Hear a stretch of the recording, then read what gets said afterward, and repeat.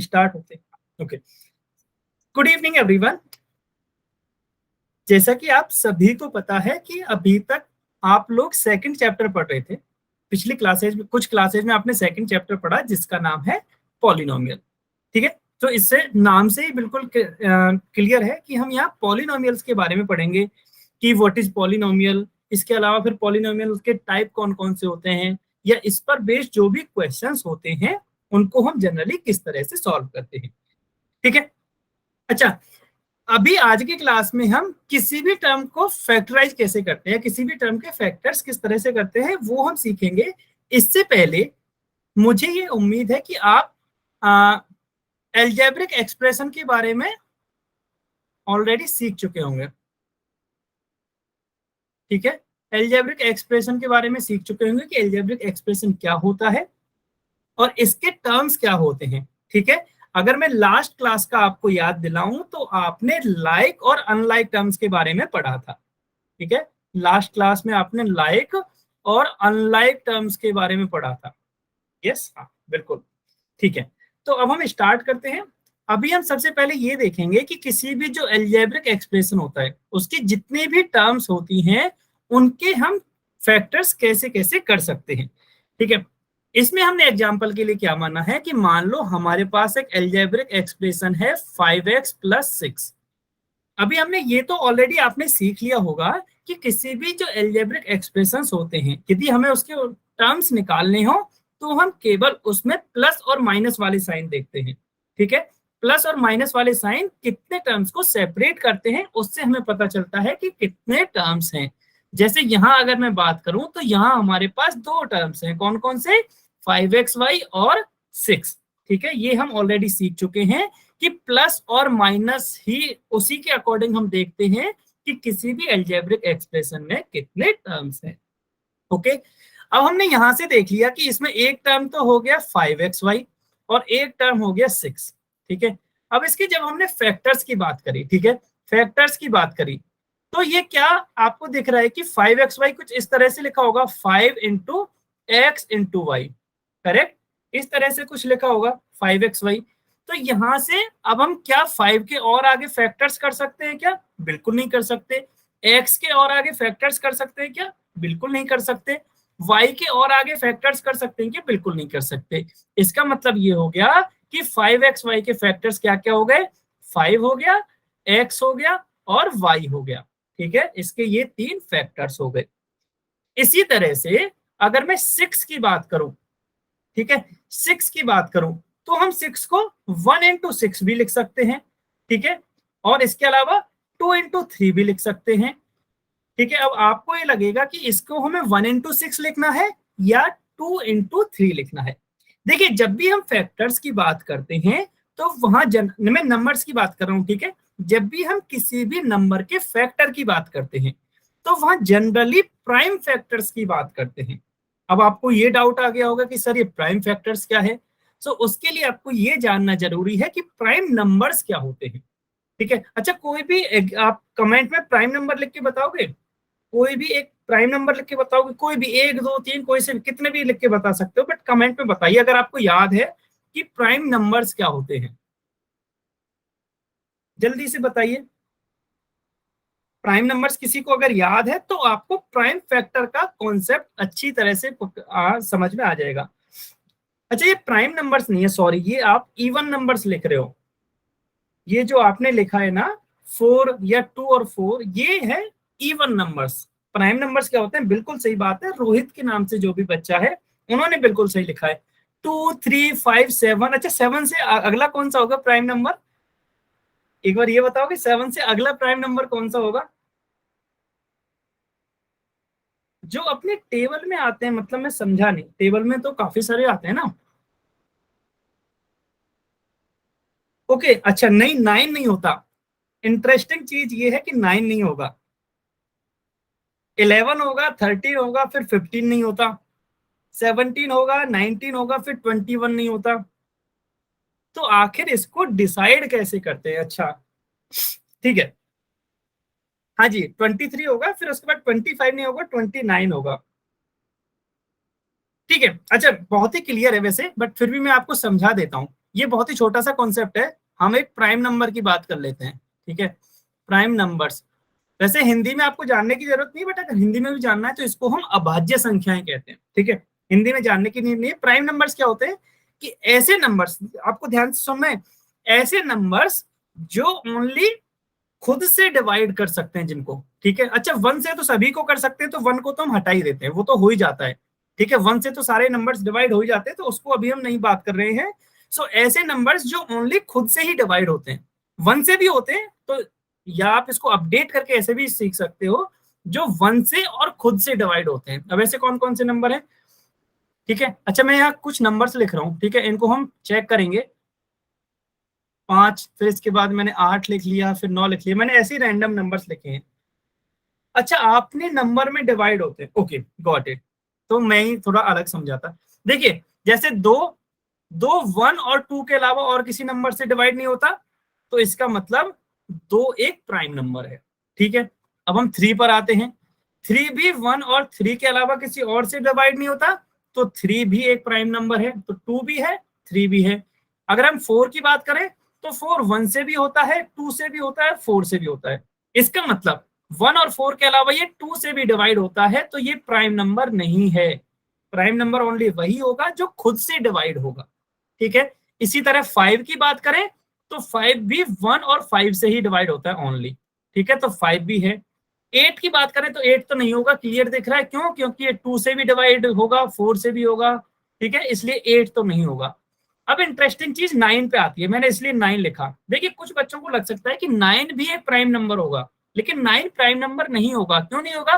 क्योंकि ये 1 और 9 के अलावा 3 से भी तो डिवाइड हो जाता है, तो मतलब 1 और 9 से तो हो ही रहा है, इसके साथ साथ 3 से भी डिवाइड हो रहा है, इसलिए 9 प्राइम नंबर नहीं होगा। तो 2 हो गया, 3 होगा, 5 होगा, ठीक है। इसके बाद 7 भी होगा। मैंने बस यहाँ कुछ रैंडम एग्जांपल्स लिखे हैं, उसमें से देखने की कोशिश करिए कि प्राइम नंबर्स क्या होते हैं। आए समझ में सभी के? वापस से कॉन्सेप्ट पे चले, यस और नो जल्दी से बताइए। प्राइम नंबर्स बहुत ही सिंपल सा कॉन्सेप्ट है, ठीक है, बस आपको याद रखना है। हाँ जी, ठीक है। अब इसका मतलब क्या हुआ कि अगर मैं इसके फैक्टर्स की बात करूं, अब देखिए, हम प्राइम फैक्टर्स की बात करते हैं, तो ये 1 और 6 प्राइम नंबर नहीं है, तो हम इस वाले फैक्टर को कंसीडर नहीं करेंगे। हालांकि इसका फैक्टर ये भी सही है, लेकिन जब हम फैक्टर्स की बात करते हैं तो जनरली प्राइम फैक्टर्स की बात करते हैं। इसका मतलब फैक्टर्स में प्राइम नंबर्स होने चाहिए। अगर मैं 6 को 2 इंटू 3 लिख दूं, 6 को 2 इंटू 3 लिख दूं, तो ये तो दोनों ही प्राइम नंबर है। इसका मतलब 6 को हम 2 और 3, हम कह सकते हैं कि 6 के जो प्राइम फैक्टर्स हैं वो 2 और 3 हैं। आया सभी के समझ में? फैक्टर्स करना आया क्या? किसी भी एल्जेब्रिक एक्सप्रेशन के, अब उसकी टर्म हो सकता है कि उसमें कांस्टेंट भी हो और वेरिएबल्स भी हो, या ओनली कांस्टेंट हो, तो उसके हम फैक्टर्स किस तरह से करते हैं। यस यस यस यस, आया, बहुत बढ़िया, ठीक है। अच्छा, जल्दी से 10 के फैक्टर्स बताना। 10 के फैक्टर्स क्या होंगे? 1 इंटू 10 होंगे, 1 और 10 होंगे, 1 और 10 होंगे, या 2 और 5 होंगे? क्या होंगे 10 के फैक्टर्स? जल्दी से बताना। नहीं, इसमें से दो दो मैंने पूछा है बस आपको। हाँ, वो आपकी सही बात है, 1 to 5 10 होंगे, बट हम फैक्टराइजेशन की बात कर रहे हैं यहाँ, तो इनमें से दोनों में से कौन सा होगा? बिल्कुल सही बात है। ये क्यों नहीं होगा 1 इंटू 10? क्योंकि यहाँ 10 प्राइम नंबर नहीं है, ठीक है। 1 और 10 वैसे फैक्टर्स तो होगा, लेकिन हम यहाँ प्राइम फैक्टर्स की बात करते हैं, इसलिए हम यहाँ 2 और 5 को लेंगे, ठीक है। अच्छा, इसको मैं पूरे को इरेज कर देता हूँ, मैं जल्दी से इसको जल्दी से रिवाइज कर लेता हूँ, क्योंकि हमने बहुत सारे कॉन्सेप्ट पढ़ लिए। तो जल्दी से क्या रिवाइज करना है हमें? हमें एक एल्जेब्रिक एक्सप्रेशन दे रखा था 5xy + 6, तो इसमें एक तो ये टर्म हो गया और एक ये टर्म हो गया। जब हमने आगे टर्म्स के फैक्टर्स किए, तो इसके फैक्टर्स क्या है? एक तो 5 आया, एक x आया और एक y आया। इसी तरह 6 का क्या आया? 2 और 3। अब आपको लगेगा कि सर ये कहाँ काम आएंगे, तो आगे हम जब क्वेश्चन सॉल्व करेंगे ना, तो आपको समझ में आएगा कि फैक्टर्स कहाँ काम आते हैं, ठीक है। तो यहां से तो बस हमने फैक्टर्स करना सीखा। चलिए, अभी आप जल्दी से ये बता दीजिए, हाँ जी, इनके बता दीजिए 18zx के। अभी मैं यहाँ सारे टर्म लिख रहा हूँ, इसकी टर्म कौन कौन सी है? एक तो ये टर्म हो गई, दूसरी ये हो गई, तीसरी ये हो गई, चौथी ये हो गई, ठीक है। तो एक होगी 5y², ठीक है।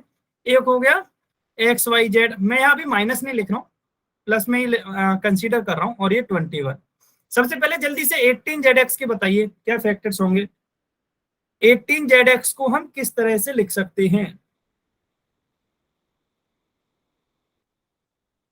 18ZX के फैक्टर्स क्या होंगे?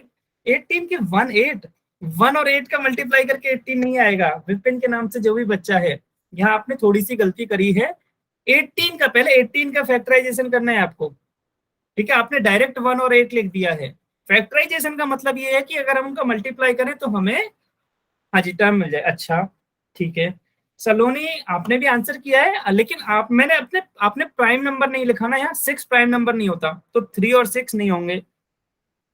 बिल्कुल, लालजी रॉय के नाम से जो भी बच्चा है, आपकी बात बिल्कुल सही है कि इसके फैक्टर्स क्या होंगे, 223ZX। बहुत बढ़िया। हाँ जी, विपिन कुमार के नाम से जो बच्चा है, आपने फिर से, हाँ जी, 9 into 2 लिख सकते हैं, लेकिन यहाँ अभी मैंने बताया ना कि 9 प्राइम नंबर नहीं होता। 9 into 2 18 को लिख सकते हैं, उसमें कोई गलती नहीं है, लेकिन ये इसके प्राइम फैक्टर्स नहीं है। बिल्कुल सही बात है, प्राइम फैक्टर्स कैसे होंगे? अच्छा, इसको एक और बात, ठीक है, मैं आपको एक और चीज समझा देता हूं कि जनरली हम फैक्टर्स निकालते कैसे हैं, ठीक है? मैं इसको इरेज कर देता हूं और आपको एक नए पेज पे लेके चलता हूं, ठीक है? यहां अगर आप देखोगे तो मान लो मुझे 27 के फैक्टर्स निकालने हैं, तो मैं कैसे करता हूं? ये तो हमने सबने सीखा है ना फैक्टर्स निकालना। सबसे पहले हम सबसे छोटी जो प्राइम नंबर है, 2 है, 3 है, 5 है, 7 है, 11 है, इस तरह से हम डिवाइड सबसे पहले हम सबसे छोटे से करते हैं। क्या ये 2 से डिवाइड होगा? बिल्कुल नहीं होगा। तो अब हम 3 से चेक करेंगे, क्या 3 से डिवाइड होगा? बिल्कुल होगा। तो 3 से ये 9 टाइम्स होगा। अभी जो 9 आया है, क्या वो 9 फिर से 3 से हो जाएगा कि डिवाइड? बिल्कुल हो जाएगा। तो 3 से 3 टाइम्स, फिर से जो 3 आया है ये 1। तो हम जब तक इसके फैक्टर्स करते जाते हैं, जब तक हमें 1 नहीं मिल जाता। इसका मतलब जो इस 27 के फैक्टर्स होंगे वो ये तीनों का मल्टीप्लीकेशन होके मिलेगा। तो क्या आया? 27 को मैं लिख सकता हूं 3 इंटू 3 इंटू 3। अगर आप इसका मल्टीप्लाई भी करोगे, 3 3 जा 9 और 9 3 जा 27, ऐसे भी चेक कर सकते हो, ठीक है? तो मैं आपसे जब भी पूछूंगा कि 27 के फैक्टराइजेशन या प्राइम फैक्टर्स क्या होंगे, फैक्टराइजेशन कैसे करेंगे, तो इसको हम लिख सकते हैं 3 इंटू 3 इंटू 3। इसको हम 3 इंटू 9 नहीं लिखेंगे क्योंकि 9 एक प्राइम नंबर नहीं है, ठीक है? देखिए, दो चीजें हैं, आपको दो चीजें यहां से समझनी है। 27 को अगर मैं 3 इंटू 9 लिखूं तो ये तो एकदम सही बात है, लेकिन मैं आपसे पूछूं कि 27 को आप प्राइम फैक्टर्स के टर्म में लिखिए, तब आपको ये 3 इंटू 3 इंटू 3 लिखना पड़ेगा। दोनों बातों में अंतर समझ में आ रहा है? ये तो 27 को हम 3 इंटू 9 लिख सकते हैं, इस तरह से तो हम 27 को 1 इंटू 27 भी लिख सकते हैं। लेकिन जब कोई भी आपसे ये पूछे कि 27 को आप प्राइम फैक्टर्स की फॉर्म में कन्वर्ट कीजिए, ठीक है, या रिप्रेजेंट कीजिए, तो प्राइम फैक्टर्स की फॉर्म में कैसे होगा? इसका मतलब उसमें सारे प्राइम नंबर्स ही आने चाहिए। उस केस में हम 27 को लिखेंगे 3 इंटू 3 इंटू 3, ठीक है? अच्छा, अब एक और एग्जांपल से देख लेते हैं। अभी हमारे क्वेश्चन में क्या था? हमारे क्वेश्चन में था 18, ठीक है? इसी तरह से हम 18 के निकालने की कोशिश करते हैं। तो 18 में फिर से सबसे छोटे प्राइम नंबर 2 से डिवाइड करते हैं। 2 से जा रहा है कि बिल्कुल डिवाइड होगा, तो 2 से करते हैं 9 टाइम्स, यहाँ 9 आएगा। अब फिर से जब 9 आया है तो 9 को फिर से 2 से ही स्टार्ट करेंगे। 2 से जा सकता है कि इसमें डिवाइड 2 से कर सकते हैं कि बिल्कुल नहीं कर सकते? नो सर, नहीं जाएगा। बिल्कुल। 3 से कर सकते हैं क्या? बिल्कुल कर सकते हैं। 3 3 यस जा सर। 9। इसी तरह से 3 में फिर से 3 से किया और ये 1 आ गया। इसका मतलब अब हमें आगे नहीं करना। तो 18 को हम किस तरह से लिख सकते हैं? 18 को हम लिख सकते हैं 2 इंटू 3 इंटू 3, ठीक है? 18 के प्राइम फैक्टर्स क्या हो गया? 2 इंटू 2 इंटू 3। अभी आपको समझ में आया मैं किस तरह के फैक्टर्स की बात कर रहा हूं, ठीक है? 18 को प्राइम फैक्टर्स के फॉर्म में आप 2 इंटू 9 नहीं लिख सकते, क्योंकि 9 एक प्राइम नंबर नहीं है, ठीक है? आपको इस तरह के सर नंबर्स देख, हाँ जी बताइए। सर आपने यहाँ 2 इंटू 2 मतलब 4, 4 मल्टीप्लाई 3, 12 नहीं होगा? अच्छा सॉरी सॉरी, मतलब यहाँ 3 था ना, हाँ मैंने लिखने में वो कर दिया, ठीक है, ये था, हाँ ठीक है, हाँ 2 इंटू 3 इंटू 3, ठीक है? ये समझ में आया सभी के? जल्दी से बताइए। अच्छा, एक ही बच्चे ने यस बोला है। समझ में आया या नहीं आया? ये वैसे अलग कॉन्सेप्ट था, बट ये कॉन्सेप्ट यहाँ काम आ रहा है, इसलिए हमने इसको जल्दी से सीख लिया। बहुत बढ़िया। अगर ये आपके समझ में आ गया तो चलिए अब हम फैक्टर्स पर चलते हैं, जल्दी से बताइए 18 ZX के क्या होंगे। अच्छा 18 के हमने देख लिए 2 into 3 into 3 into x into z. ठीक है, जेड एक्स के तो बहुत ही सिंपल है, एक्स इंटू जेड ही होगा इसका। यस, अब 5y² के बताओगे 5y² को हम किस तरह से लिख सकते हैं? 5y² को हम किस तरह से लिख सकते हैं? 5 इंटू वाई इंटू वाई। अच्छा इसमें भी ना मैं आपको एक वो बताऊंगा 5 इंटू वाई इंटू वाई। अभी हम केवल इसको लिख सकते हैं, किस तरह से लिख सकते हैं। इसी तरह एक्स वाई जेड को हम लिख सकते हैं x into y into z. ठीक है, इसी तरह से 21 को बताइए जल्दी से, 21 को क्या लिख सकते हैं? हाँ 1 इंटू 5 भी कर सकते हैं, ओनली 5 भी लिख सकते हैं। ठीक है, क्योंकि 1 प्राइम नंबर नहीं होता है तो 1 नहीं लिखेंगे तो भी चलेगा। हाँ 21 को लिख सकते हैं हम 3 इंटू 7। देखिए ये दो चीजें हैं जो आपको ध्यान देनी है। पहली चीज तो ये कि हमने 18ZX को इस फॉर्म में लिखा है। अब यदि मैं इसके फैक्टर्स की बात करूं तो देखिए इसके फैक्टर्स होंगे 2 कॉमा, फैक्टर्स पे मल्टीप्लाई नहीं आएगा, 2 comma 3 comma 3 comma x comma Z, ये इसके हो गए फैक्टर्स। ठीक है, अगर ये फैक्टर्स हैं तो यहां आपको एक चीज ध्यान रखनी है कि जब भी हम फैक्टर्स लिखते हैं ना, जनरली किसी भी संख्या को रिपीट नहीं करते हैं। अब इसका मतलब क्या है? इसका मतलब ये है कि यदि मुझे यही फैक्टर्स लिखने हो सही से तो मैं इसको लिखूंगा केवल 2 3 एक्स जेड। ठीक है, जनरली हम जैसे 3 है रिपीट हो रहा है ना, तो मल्टीप्लाई करोगे तो 3 को 2 बार लिखोगे, उसमें कोई डाउट नहीं है।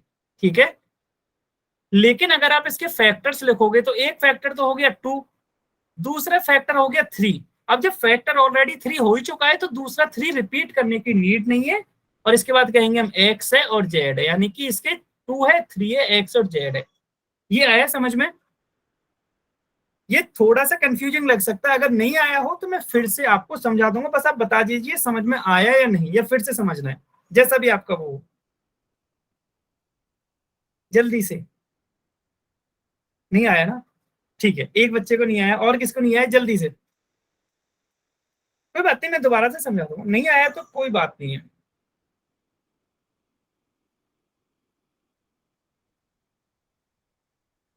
देखिए अभी यहाँ बात करते हैं हम, मान लो मैं किसी भी नंबर की बात करता हूँ, मान लो कोई भी एक नंबर ले लेते हैं हम। हाँ जी रिपीट कर रहा हूँ, ठीक है रिपीट कर रहा हूँ, 1 मिनट। मान लो मैं 18 की ही बात करूं, ठीक है, 18 को सबसे पहले हमें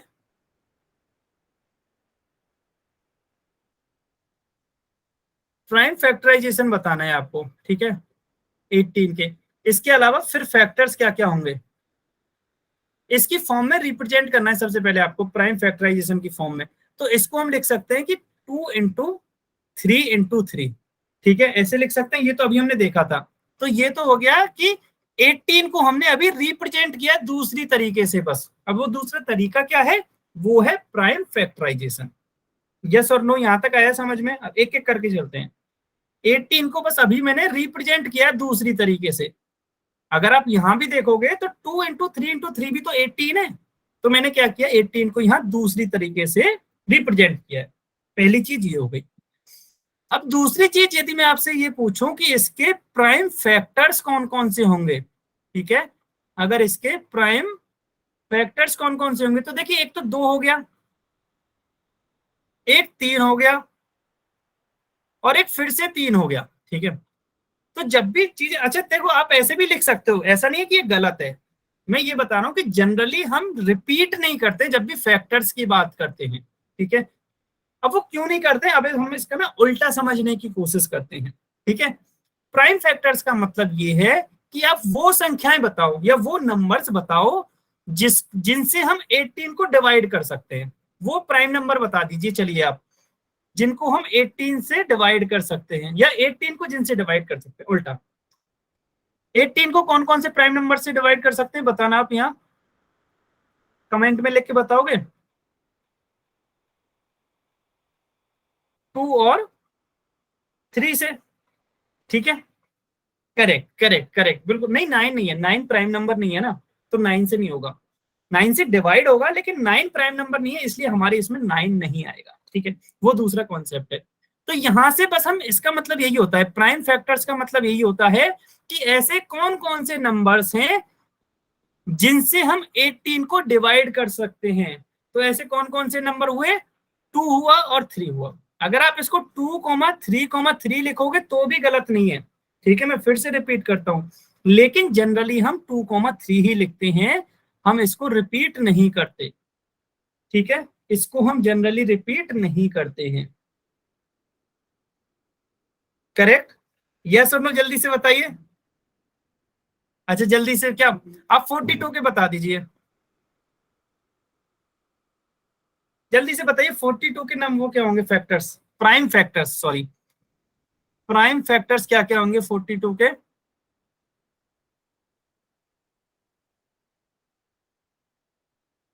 बहुत बढ़िया, शाबाश। हाँ अभी मतलब आपको ये समझ में आया है कि मैं क्या समझाने की कोशिश कर रहा हूँ, बहुत बढ़िया।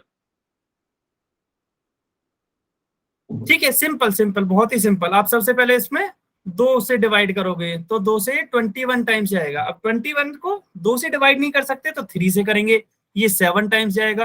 अब 7 को 2 से भी नहीं कर सकते, 3 से भी नहीं कर सकते, 5 से भी नहीं कर सकते, तो अब अगला 7 आएगा और ये 1 आ गया। इसका मतलब जो 42 है उसके उसको हम लिख तो ये सकते हैं 2 इंटू 3 इंटू 7, और इसके फैक्टर्स कौन कौन से हो गए, 2,3,7। बिल्कुल सही बात है, ठीक है, चलिए। पर हाँ जी बताइए। सर यहाँ पे जो 21 था वो तो हम 3 से भी ले सकते थे ना। तो 3 से ही तो लिया है ना, ये 21 तो ये ना 3 से ही तो लिया है, 3 से ही लिया है 3 अभी तो। हाँ 3 सॉरी, से बन जाए 21, 7 बार में वो आ गया। हाँ सही है सही है, सॉरी सर हाँ सॉरी। शायद आपको वही देखने में कुछ वो हो गया था कंफ्यूजन, कोई बात नहीं है, ठीक है। तो ये हो गया बहुत ही आसान चीज, बहुत ही आसान नहीं, शायद आप कंफ्यूज हो गए थे, अभी आपको ये चीजें समझ में आएंगी, ठीक है। हम वापस से इस पे आते हैं। तो इस तरह से अगर मैं इसके फैक्टर्स पूछूं आपको, तो 5,y,y ये भी लिख सकते हो आप, और इसको 5,y भी लिख सकते हो। अभी आया समझ में, जैसे यहाँ अभी वहां नंबर रिपीट हो रहा था, यहाँ y रिपीट हो रहा है, यस, तो इसलिए हमने y को ओनली एक ही बार लिखा है। ये है समझ में, 5,y भी लिख सकते हो और 5,y,y भी लिख सकते हो। जल्दी से बताइए, ये समझ में आ रहा है आपके, एक ही बच्चे को आ रहा है क्या? जल्दी से देखिए, चैट में आप जल्दी से रेस्पॉन्स करते रहिए ताकि क्लास को थोड़ा और आगे बढ़ाए। हाँ जी हाँ जी, ठीक है। अच्छा, इसके तो बहुत ही सिंपल है, अलग अलग है सब, तो x, y, z लिख दिए, तो x, y, z लिख दिए। इसी तरह इसको 3,7 लिख दिया, बहुत ही सिंपल। ये आया समझ में? चलिए, अगर ये तो अब आपने आंसर बताया तो समझ में आ ही गया होगा। अब हम आंसर करते हैं एक क्वेश्चन का, ठीक है। क्वेश्चन आपको आपकी स्क्रीन पर दिखाई दे रहा होगा, क्वेश्चन नंबर 20, ठीक है। आंसर कहाँ देना है, आंसर जैसे पोल में देते हैं तो हमेशा की तरह पोल में ही आंसर करना है। बहुत ही सिंपल है, बहुत ही ज्यादा सिंपल है। आपको 5x के फैक्टर्स बताने हैं कि 5x के फैक्टर्स क्या होंगे, बहुत ही सिंपल है,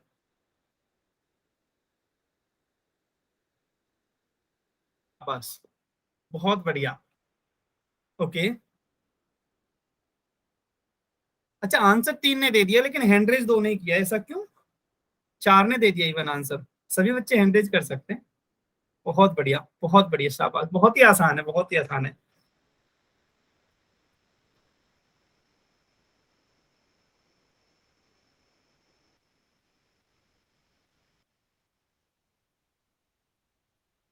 अच्छा ठीक है, ठीक है, जल्दी से लास्ट 10 सेकंड्स और वेट करते हैं, बहुत ही आसान सवाल था ना, बहुत ही इजी क्वेश्चन था। 10 सेकंड्स और वेट करते हैं, जल्दी से आंसर कीजिए, इसमें ज्यादा टाइम नहीं लगाएंगे, ठीक है। 5 सेकंड्स है आपके पास, 5, 4, 3, 2, 1, टाइम अप, ठीक है। इसको मैंने अभी, आप, हाँ देखिए इसमें तो बहुत ही आसान था। 5x को हम कैसे लिख सकते हैं, 5x को हम लिख सकते हैं 5 इंटू एक्स। इसका मतलब इसके फैक्टर्स कौन कौन से हो गए, 5 और x, ठीक है, 5 भी है और x भी है। अब देखिए यहाँ ना थोड़ा ध्यान से समझना, यहाँ पूछा है कि 5x के फैक्टर्स पूछा है, फैक्टर्स क्या है, तो देखिए 5x का फैक्टर तो 5 भी होगा। अगर एक फैक्टर की बात करता ना तो 5x का एक फैक्टर तो 5 भी होता और x भी होता, लेकिन हमें ये देखना है कि फैक्टर्स पूछा है ना, एक तो ये कि फैक्टर्स पूछे हैं मतलब एक से ज्यादा फैक्टर होंगे, वो दोनों ही पूछे हैं। उसके अलावा अगर 5 x भी दे रखा है तो सबसे ज्यादा सही आंसर कौन सा है, आंसर 5 भी सही है, लेकिन ये कंप्लीट आंसर नहीं है। इसी तरह से x भी आंसर है इसका एक, लेकिन कंप्लीट नहीं है, सॉरी फैक्टर्स हैं लेकिन कंप्लीट फैक्टर्स नहीं है। कंप्लीट फैक्टर्स क्या होंगे, 5, x। ठीक है, हाँ जी बिल्कुल सही बात है। वैसे ज्यादातर ने सही आंसर किया था, ऑप्शन सी इसका करेक्ट आंसर है। ठीक है, जल्दी से एक और क्वेश्चन, चैट मैंने फिर से बंद कर दी है। क्वेश्चन नंबर 21, इसमें भी कुछ इसी तरह का है, बहुत ही इजी क्वेश्चन है। ठीक है, बहुत ही इजी क्वेश्चन है, आंसर सभी को पोल में देना है। इसमें -7p² का बताना है आपको, -7p² का। वैसे तो क्लियर दिख रहा है, ठीक है, वैसे तो क्लियर दिख रहा है।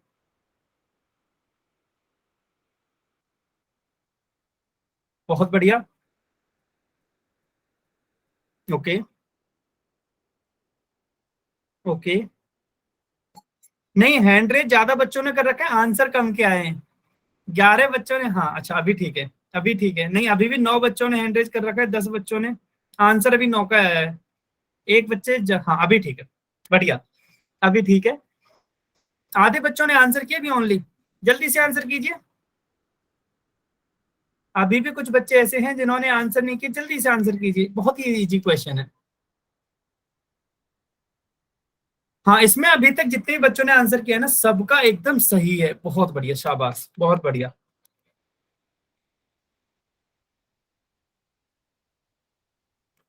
चार बच्चे और बचे हैं, 4 स्टूडेंट्स और हैं जिन्होंने आंसर नहीं किए थे, कि जल्दी से आंसर कीजिए। अगर आप आंसर नहीं करोगे तो मुझे नहीं पता चलेगा ना कि आपको समझ में आ रहा है या नहीं आ रहा है। गलत या सही, बस आप आंसर कीजिए ताकि मैं आपको उसी के अकॉर्डिंग एक्सप्लेन कर सकूं। ठीक है, बढ़िया, बहुत बढ़िया। चलिए लास्ट 10 सेकंड्स और वेट करते हैं, 10 सेकंड्स और हैं, last 5 seconds, 5 4 3 2 1, times up. Okay, अभी हैंड डाउन कर लो आप अपने, सभी सभी लोग हैंड डाउन कर लेंगे। यस, हाँ कर लिए ना। चलिए अब हम इसको समझते हैं। वैसे इसमें समझने जैसा कुछ नहीं है, -7p² है, ठीक है। तो इसको कैसे लिख सकते हैं, -7 इंटू p। ठीक है, अब देखिए यहां से फिर से वो समझ में आया। अगर मैं इसके फैक्टर्स की बात करूं तो -7, p भी है, और -7, p भी लिख सकते हैं। ठीक है, दोनों ही सही हैं। अभी हो सकता है आपके मन में ये डाउट आए कि सर मान लो एक ऑप्शन ये आ जाए और मान लो इसकी जगह एक ऑप्शन होता -7, p, तो हम कौन सा आंसर करते। ठीक है, आपके मन में ऐसा डाउट आ सकता है, लेकिन मैं बता दूं कभी भी एग्जाम में इस तरह के ऑप्शंस नहीं आते हैं। ठीक है, कभी भी एग्जाम में इस तरह के ऑप्शन नहीं आएंगे कि आपका -7, p भी दे दिया और -7, p भी दे दिया। ठीक है, या तो ये होगा या ये वाला होगा। ठीक है, तो आप उसके अकॉर्डिंग आंसर कर सकते हो। इसमें वैसे ज्यादातर बच्चों का सही था, केवल एक बच्चे ने ऑप्शन ए आंसर किया था, शायद उनको भी ये समझ में आ गया होगा कि -7, p दोनों ही होंगे। अच्छा, अंजलि के नाम से जो भी बच्चा, प्लीज अपने आप को म्यूट करोगे, अंजलि के नाम से जो भी बच्चे, हाँ बहुत बढ़िया। चलिए, तो इसका आंसर ऑप्शन सी हो गया। अब जल्दी से क्वेश्चन 22, ठीक है, क्वेश्चन 22, इसका आंसर भी आपको पोल में देना है। अब देखिए यहां से आपको थोड़ा सा समझ में आ जाएगा, यहां आपसे फैक्टर्स नहीं पूछे हैं।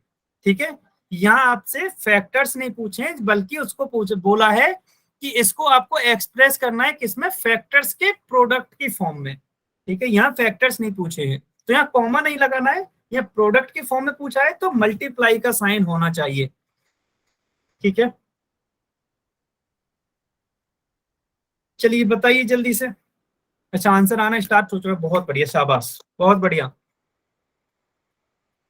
सभी बच्चे आंसर करेंगे।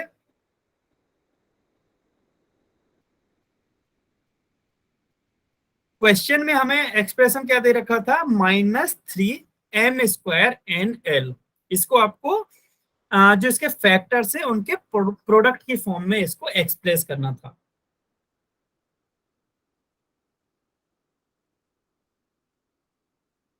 अच्छा, बहुत बढ़िया, काफी बच्चे आंसर दे चुके हैं, मतलब आपको समझ में आ रहा है, बहुत बढ़िया। और अभी तक तो जितने बच्चों ने आंसर किया सबका सही है, अभी भी 7-8 बच्चे बच रहे हैं, छह बच्चे और बचे हैं जिन्होंने आंसर नहीं किया। 6 स्टूडेंट्स और हैं, 5 स्टूडेंट्स और हैं जिन्होंने आंसर नहीं किए। जल्दी से आंसर कीजिए, 10 सेकंड्स वेट करते, बहुत ही इजी क्वेश्चन था, अब ज्यादा देर वेट नहीं करेंगे, 10 सेकंड्स है आपके पास, जल्दी से आंसर कीजिए। 5 सेकंड्स और हैं आपके पास, जल्दी से आंसर करो, 5 सेकंड्स और हैं। ठीक है, टाइम्स अप। ओके, चलिए अब हम इसको भी पहले डिस्कस कर लेते हैं कि इसका आंसर क्या होगा। वैसे तो आपने जितने भी बच्चों ने आंसर दिया लगभग सबका आंसर ठीक है। हमारा क्या दे रखा है यहाँ, 3m² n और l। ठीक है, तो यहां से हमें क्लियर दिख रहा है 3 को हम -3 लिख सकते हैं, इंटू m² को हम m इंटू m लिख सकते हैं, इंटू n को तो डायरेक्ट n लिख सकते हैं और l को l। ये तो बहुत ही सिंपल था, बस यहाँ एक ये दिखाना था कि m² को m इंटू m लिख सकते हैं।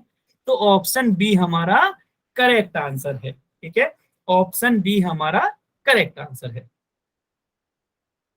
ठीक है, चलिए ज्यादातर बच्चों ने ऑप्शन बी ही आंसर किया था। तो आपको भी ये पता चल गया कि किसी भी टर्म के फैक्टर्स किस तरह से करते हैं। यस और नो जल्दी से बताइए। अब ये किसी भी टर्म के फैक्टर कर सकते हो, जल्दी से कमेंट पे लिख के बताइए यस और नो, कर सकते हो ना, बहुत बढ़िया। ठीक है, अब देखिए जल्दी से, बहुत ही छोटा सा कॉन्सेप्ट है, न्यूमेरिकल कोफिशिएंट।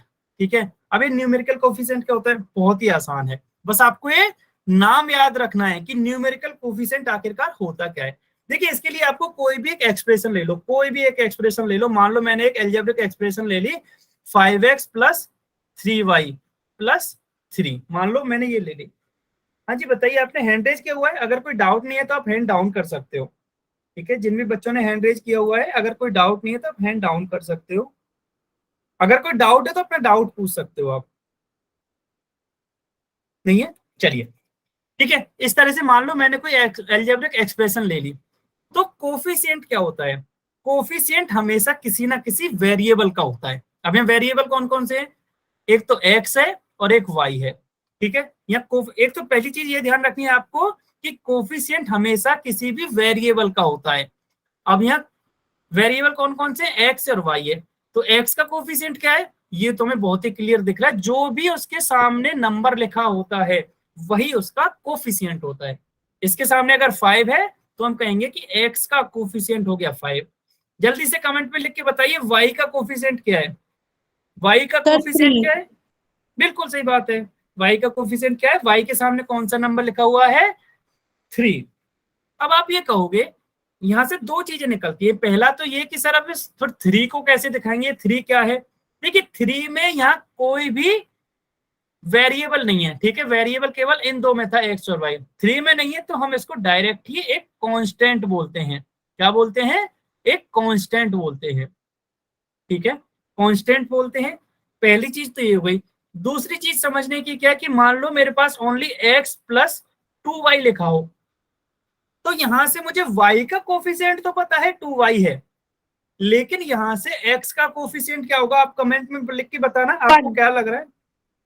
बिल्कुल सही बात है, आपको पता है ना कि किसी भी नंबर में हम 1 का मल्टीप्लीकेशन कर सकते हैं, तो हम इसको 1 × x लिख सकते हैं। ठीक है, या फिर 1 × x की बजाय 1x भी लिख सकते हैं, 1x + 2y, तो इसका मतलब भी सेम यही होता है। तो यहां से हम निकाल सकते हैं कि जो x का कोफिशिएंट है जो 1 होता है। अभी आपको डायरेक्ट ही बताना, हमेशा जब भी किसी भी उसके सामने, किसी भी वेरिएबल के सामने कोई भी नंबर नहीं लिखा हो, तो उसका जो कोफिशिएंट है, जो न्यूमेरिकल कोफिशिएंट है, वो होगा 1। ठीक है, चलिए इसको भी समझ लेते हैं। अच्छा, इसकी डेफिनेशन और वो सब मैंने आपको ऑलरेडी बताई दी है। जल्दी से इसमें बताओ 3y - 7 में y का कोफिशिएंट क्या होगा, जल्दी से बताइए y का कोफिशिएंट क्या होगा, 3y - 7 में y का कोफिशिएंट क्या होगा, जल्दी से बताइए सभी बच्चे। 3। सुष्मिता के नाम से जो बच्चा, आपने -3 लिखा है, माइनस इसमें नहीं आएगा ना, y का कोफिशिएंट तो 3 है, तो यहां से हम ओनली 3 लेंगे। बस हमें ये देखना है कि y के आगे कौन सा नंबर लिखा हुआ है, बहुत ही सिंपल है। ठीक है, चलिए अब हम आगे चलते हैं। अब देखिए मैं थोड़ा सा इस चीज को समराइज कर देता हूं। 5y - 3 क्या है, इसको हम पूरे को बोलेंगे अलजेब्रिक एक्सप्रेशन। ठीक है, मैं इसको शॉर्ट में लिख रहा हूं, अलजेब्रिक एक्सप्रेशन बोलेंगे। ठीक है, अब इसके टर्म कौन कौन से जल्दी से बताइए, इसके टर्म कौन कौन से, कितने टर्म है पहले तो ये बताओ, इसमें 5y माइनस 3 में कितने टर्म है, कमेंट में लिखते जाओ। 2, बिल्कुल सही बात है। अब वो कौन कौन से, वो भी कमेंट में लिख दीजिए आप, कौन कौन से टर्म है, टर्म के नाम और लिख दीजिए कौन कौन से इसमें।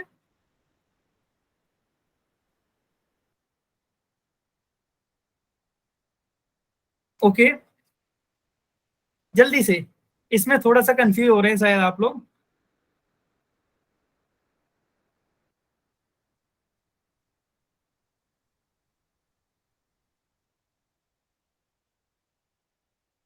ओके, अच्छा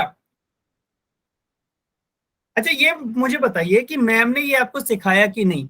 मैं आपको एक स्टेटमेंट बोल रहा हूं, अगर वो सिखाया होगा तो बताना, कि किसी भी जो एल्जेब्रिक एक्सप्रेशन होता है उसके टर्म्स को हम प्लस और माइनस से सेपरेट करते हैं।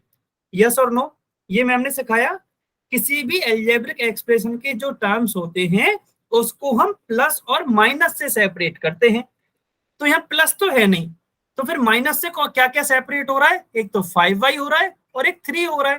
तो सिंपल यही तो टर्म हो गए, फर्स्ट टर्म हो गया 5y और सेकंड टर्म हो गया 3।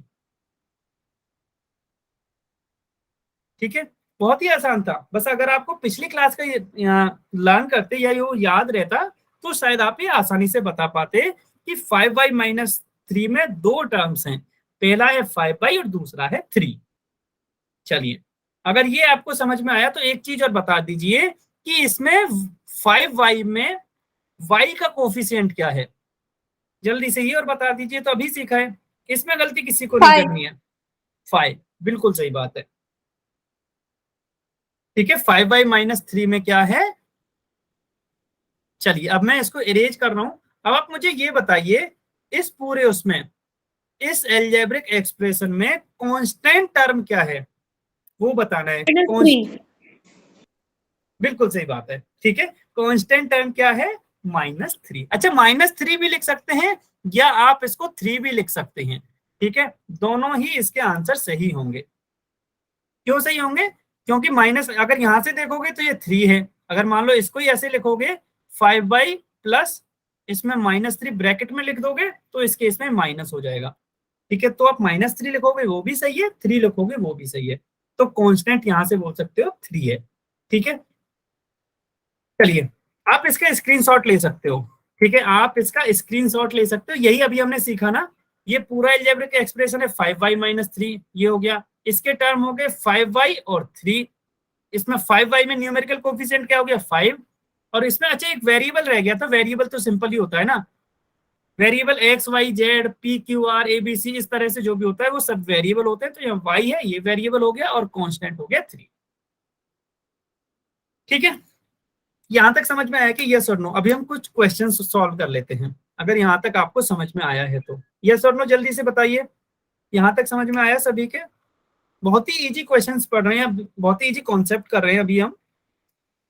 चलिए, अब आपको क्वेश्चन नंबर 23 इसका आंसर देना है, और इसका आंसर कहाँ देना है, इसका आंसर देना है आपको पोल में जाके। ठीक है, क्वेश्चन क्या है, क्वेश्चन बहुत ही सिंपल है, आपको दे रखा है। हाँ जी, एक आपको एल्जेब्रिक एक्सप्रेशन दे रखा है -5y -7। ये पूरा एल्जेब्रिक एक्सप्रेशन है, आपको ये बताना है इसमें y का कोफिशिएंट क्या है। बहुत ही इजी क्वेश्चन है, बहुत ही। हाँ जी, जुल्फकार के नाम से जो भी बच्चा है, आपने हैंड रेज कर रखा है, कोई डाउट है क्या आपका, क्योंकि आंसर अभी किसी भी, अच्छा ठीक है, आपने हैंड डाउन कर ली, कोई बात नहीं। बहुत ही इजी क्वेश्चन है, आपको ये बताना है what is the numerical coefficient of y in term. ठीक है, अच्छा ये इसमें वो नहीं है, अच्छा सॉरी, इसमें ये टर्म नहीं आएगा, ये एल्जेब्रिक एक्सप्रेशन आएगा। ठीक है, इस एल्जेब्रिक एक्सप्रेशन में आपका y का कोफिशिएंट क्या है। मोर और लेस क्वेश्चन में ज्यादा डिफरेंस है नहीं, आंसर वही आएगा, इतना कंफ्यूज नहीं होना था। बस एक एल्जेब्रिक एक्सप्रेशन आपको दे रखा है। अच्छा, कोई डाउट आ रहा है क्या, अभी तक किसी भी बच्चे का आंसर नहीं आया, आपको ये बताना है बस इसमें y का कोफिशिएंट क्या है। बहुत ही इजी क्वेश्चन। अच्छा, पोल शो नहीं हो रहा, इस वजह से क्या, अभी हो रहा है सभी को, आई थिंक अभी होना चाहिए सभी को। हाँ, बहुत बढ़िया। शाबाश, परफेक्ट, बहुत बढ़िया, शाबाश।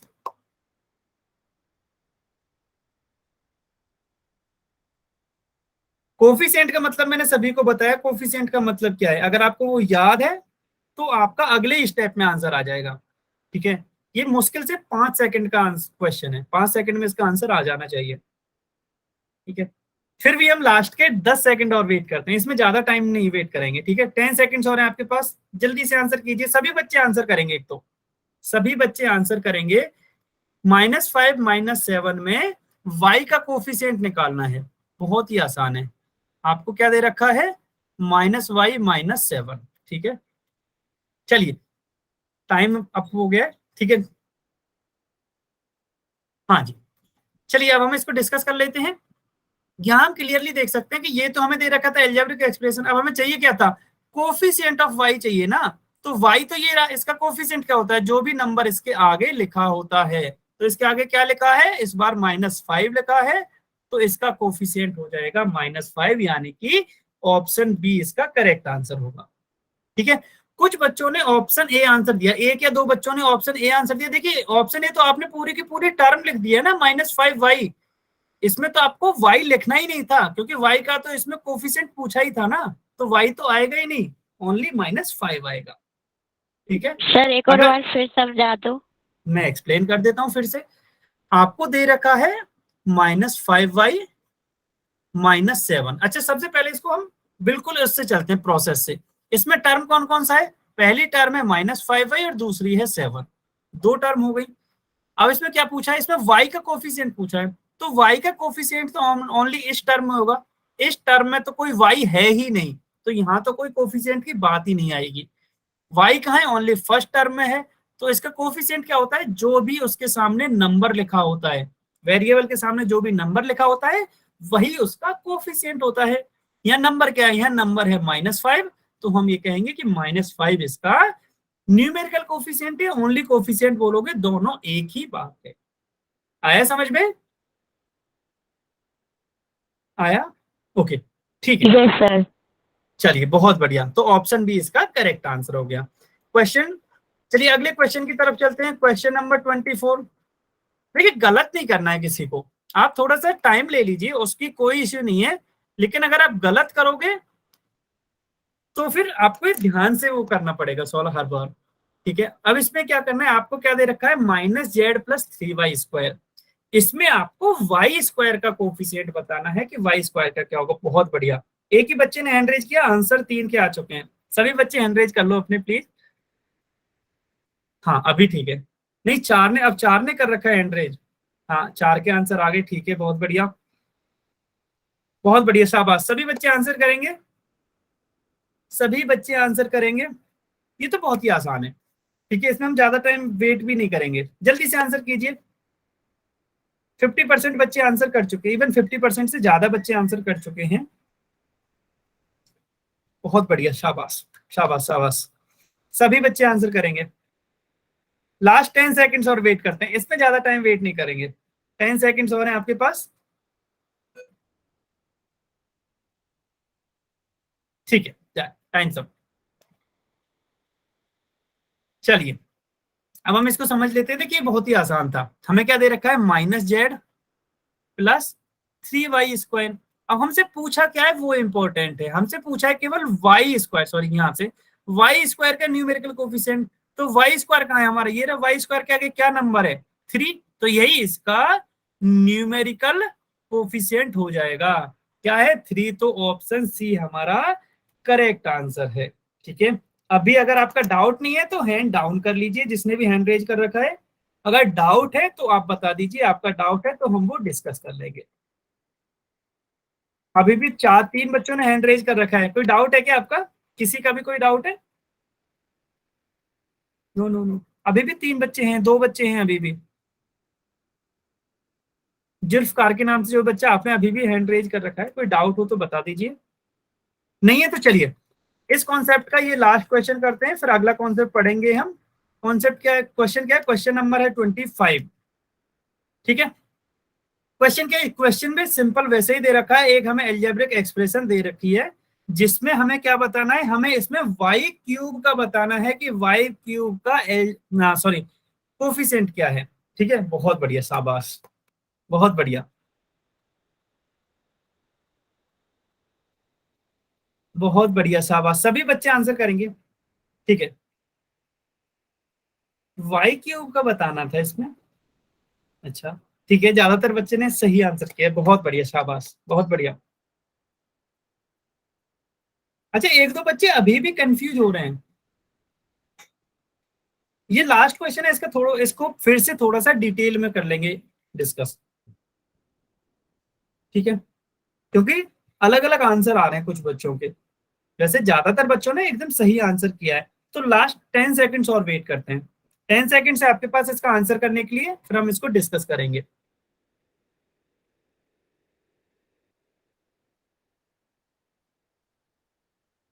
5 सेकंड्स और हैं, जल्दी से आंसर कीजिए, अगर आपने आंसर नहीं किया है तो जल्दी से। Time sir, okay. चलिए, अब हम इसको समझ लेते हैं कि इस क्वेश्चन को हम जनरली किस तरह से सॉल्व करेंगे। वैसे तो बहुत ही आसान है, हमें एक्सप्रेशन क्या दे रखी है, x cube minus y cube minus 3xy x plus y. अब हमें बताना क्या था, हमें बताना था y क्यूब का। अब इसमें y क्यूब आके है कहाँ, y क्यूब आप यहां से देख सकते हो, y क्यूब तो बस ओनली यही है ना, और कहीं है ही नहीं। और y क्यूब के सामने क्या, केवल माइनस का साइन है। ठीक है, अब इसका मतलब क्या है, क्या माइनस इसका कोफिशिएंट है, नहीं, ऐसा कभी भी नहीं होगा, कोई ना कोई नंबर होगा जो इसका कोफिशिएंट होगा।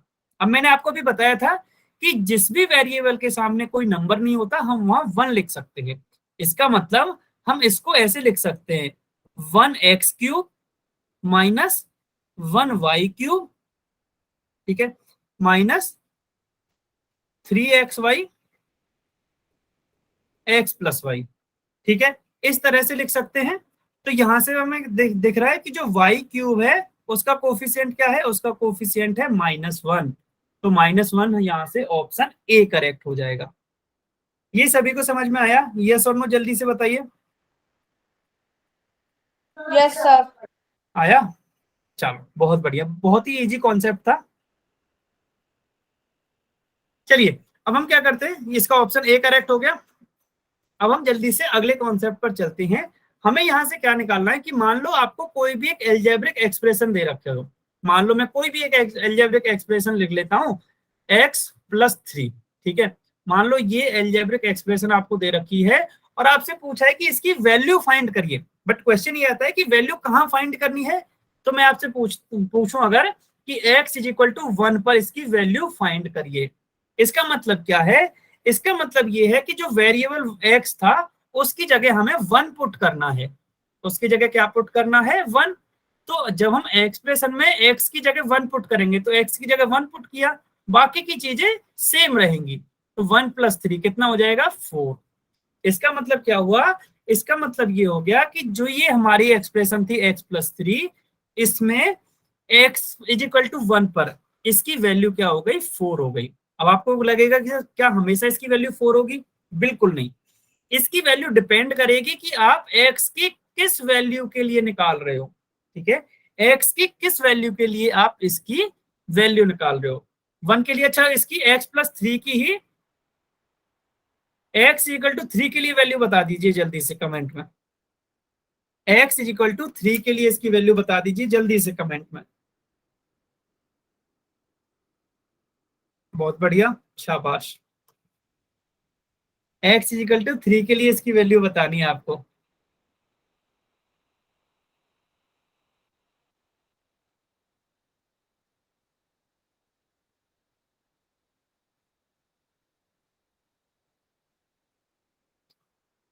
क्या वो इसमें टाइम लग रहा है, किसी भी वैल्यू निकालने का मतलब क्या है, वेरिएबल की जगह वो नंबर पुट कर दो जिस पे वैल्यू निकालनी है, सिंपल।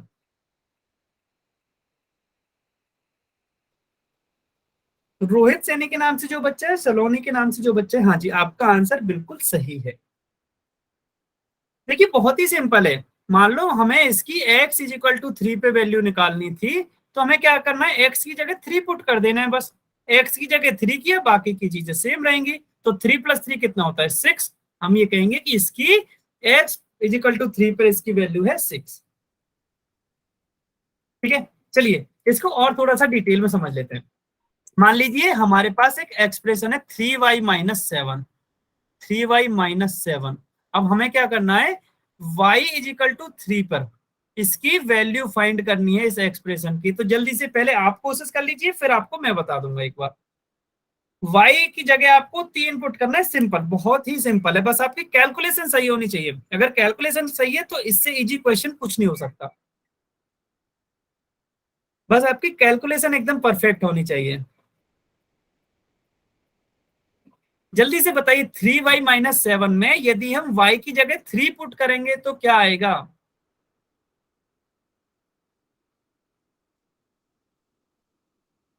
पक्का सबका 2 ही आ रहा है, किसी का 26 नहीं आ रहा? किसी का आंसर 26 तो नहीं आ रहा ना? No sir. परफेक्ट, ठीक है, बहुत बढ़िया, बिल्कुल से यही वो है कि y की जगह 3 पुट किया तो 3 तो ऑलरेडी है, अब इसकी जगह भी 3 पुट करेंगे तो इंटू 3 माइनस 7। तो 3 इंटू 3 क्या होता है 9 माइनस 7, तो इसका आंसर आ जाएगा 2। ठीक है, अच्छा भैया इसका मैं एक दूसरा तरीका और बता देता हूँ। तरीका मतलब आप कहाँ कंफ्यूज हो सकते हो, 3y माइनस 7 में आप ऐसा मत कर देना कि इस 3 को एज इट इज लिखा, ठीक है, y की जगह 3 लिखा माइनस 7, तो 33 में से 7 सब्ट्रैक्ट करो, ऐसा मत करना। यहीं से 26 आएगा, जो मैं बता रहा था ना, यहीं से 26 आएगा, और ये गलत है। गलत क्यों है वो भी मैं आपको बता देता हूँ। देखिए 3y माइनस 7 का मतलब क्या है, इसका मतलब है 3 इंटू वाई माइनस 7। ठीक है, इसका मतलब ये होता है। अगर इसका मतलब ये है तो हमें यहाँ y की जगह 3 पुट करना है, तो करिए हम यहाँ 3 इंटू वाई की जगह 3 पुट किया माइनस 7। तो पहले मल्टीप्लाई करेंगे, 3 3 जा 9 माइनस 7, और ये हमारे पास आंसर आएगा 2। इसको ब्रैकेट में लिख सकते हैं, बिल्कुल ब्रैकेट में लिख सकते हैं, वो भी एक ही बात है। आप इसको ऐसे भी लिख सकते हो 3 इंटू 3 माइनस 7, ये भी लिख सकते हो, ये भी वही बात है, बिल्कुल लिख सकते हैं। ठीक है, लेकिन आपको क्वेश्चन वहां एग्जाम में क्या मिलेगा, इस तरह का मिलेगा, वहां कोई भी ब्रैकेट में लिखा हुआ नहीं मिलेगा। आप अगर चाहो तो इसको इस तरह भी लिख सकते हो 3y माइनस 7, लेकिन एग्जाम में आपको हमेशा इस तरह से मिलेगा, इसमें कोई ब्रैकेट नहीं मिलेगा। ठीक है, इसलिए आपको ये ध्यान रखना है। चलिए इसका आंसर अगर आपको इसका स्क्रीनशॉट लेना है तो आप इसका स्क्रीनशॉट भी ले सकते हो कि 3y माइनस 7 में हमने y की जगह 3 पुट किया तो इस तरह से आया, 3 3 जा 9, और हमारा आंसर आ गया 2। हाँ जी, आंसर में बिल्कुल कर सकते हैं, आंसर में तो ब्रैकेट बिल्कुल कर सकते हैं। आंसर में मतलब सॉल्व करने में ना फाइनल आंसर तो कुछ नंबर आएगा, तो नंबर में तो वैसे भी कोई ब्रैकेट नहीं होगा। आप मेरे हिसाब से ये पूछ रहे हो ना कि जब हम हाँ ठीक है, ठीक है, सॉल्व करने में तो डेफिनेटली ब्रैकेट यूज कर सकते हैं। चलिए अच्छा पोल क्वेश्चन करते हैं, 2 क्वेश्चन और सॉल्व करते हैं। इसमें जल्दबाजी, पहली बात ये कि जल्दबाजी किसी को नहीं करनी है, सोच समझ के आंसर करना है। ठीक है, हमें क्या दे रखा है 2y प्लस 7, 2y प्लस 7 इसका आंसर आपको करना है, और क्वेश्चन उस पर किस पर निकालना है, y इज इक्वल टू 3 पर हमें 2y प्लस 7 की वैल्यू फाइंड करनी है। जल्दबाजी किसी को नहीं करनी, मैं फिर से बोल रहा हूं। ओके, ठीक है, आप अगर कैलकुलेशन ही है इसमें, और कुछ नहीं है इसमें, कॉन्सेप्ट तो बहुत ही इजी है। अगर आपकी कैलकुलेशन सही हो जाएगी तो आपका क्वेश्चन भी सही हो जाएगा। अच्छा बहुत बढ़िया, 4 बच्चे आंसर कर चुके, सभी का आंसर अभी तक सही है, बहुत बढ़िया, शाबाश। हैंड्रेज 6 बच्चों ने कर रखा है, आंसर 5 बच्चों ने दिया अभी तक। किसने आंसर नहीं किया? जिन्होंने हैंड्रेज कर रखा है सभी बच्चे आंसर करेंगे। हाँ जी अभी ठीक है, 5 बच्चों ने हैंड्रेज कर रखा है, 5 ने आंसर किया, बहुत बढ़िया, बहुत बढ़िया, शाबाश। बहुत ही इजी कॉन्सेप्ट है। ओके,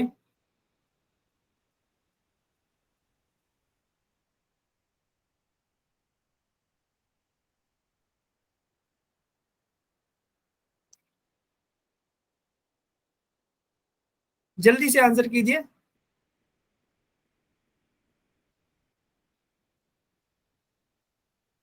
लास्ट 10 सेकंड और वेट करते हैं, बहुत ही इजी क्वेश्चन है, 10 सेकंड्स और हैं आपके पास, जल्दी से आंसर कीजिए। 5 सेकेंड्स, 5 4 3 2 1, टाइम्स अप। चलिए, ये मैं ऑलरेडी बता चुका हूं कि किस तरह से सॉल्व करना है इसको। अगर आपने इसमें कैलकुलेशन सही करी होगी, कैलकुलेशन कैसे, हमें क्या दे रखा है 2y + 7, तो 2y + 7 निकालना किस पे, y = 3 पर, तो y = 3 पे मतलब y की जगह 3 लिख देंगे, तो 2 × 3 + 7, 2 × 3 कितना होता है 6 + 7, हाँ जी बिल्कुल सही बात है, 6 और 7 होते हैं 13, ऑप्शन डी हमारा एकदम करेक्ट आंसर है। ठीक है, बहुत ही इजी क्वेश्चन था, अगर आपने ये कैलकुलेशन सही करी होगी तो सबका आंसर सही आया होगा। ठीक है, तो इसका आंसर क्या है, इसका आंसर है ऑप्शन डी। चलिए, अच्छा बताइए, यहां तक किसी का कोई डाउट है क्या, क्योंकि आज टाइम हो चुका है तो हम आज की क्लास यहीं एंड करेंगे। अभी क्लास में जाना मत, क्योंकि हम नेक्स्ट क्लास की बात करेंगे कि नेक्स्ट क्लास कब होगी। यहां तक किसी का कोई डाउट है, यहां तक किसी का कोई डाउट है, यस और नो जल्दी से। नहीं, ठीक है, ओके, फिर हम आज की क्लास यहीं एंड करते हैं।